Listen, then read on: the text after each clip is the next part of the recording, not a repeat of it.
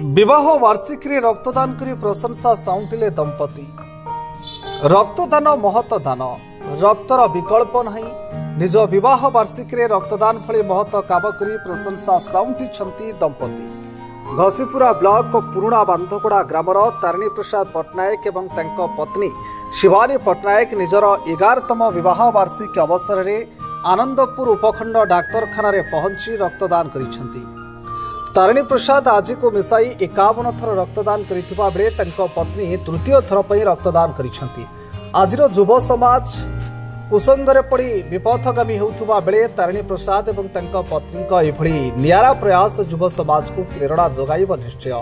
स्वामी आगुरु देथिले 50 थर एबे 51 थर तांकर हैला आ मते भी टे भल हैला विवाह वार्षिक रे दवा पे। आगुरु 2 थर देथिली ये थरे 3 थर।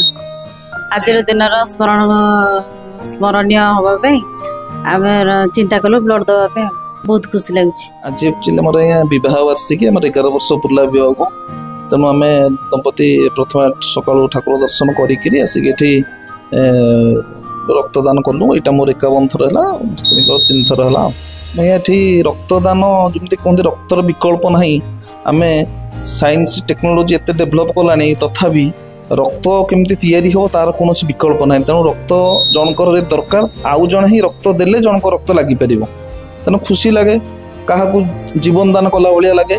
तेणु से मु दबा संगे संगे पाखापाखि 200 रु ऊर्ध रक्तदाता तैयारी कर अंचल आम घसीपुरा अंचल से नियमित आसिक रक्त दौरान गोटे संकल्प आपण माध्यम समस्त युव समाज गोटे आह्वान देवी। समस्ते निजर जन्मदिन हो कौन एक खुशी मुहूर्त हो जो कह दरकार पड़ुची समस्ते नियमित रक्तदान करूँ। रक्तदान कले आम भल अच्छी आमर देहरे रोग प्रतिरोधक शक्ति बढ़ सेमती गुड़ाए आम लाभ रहा।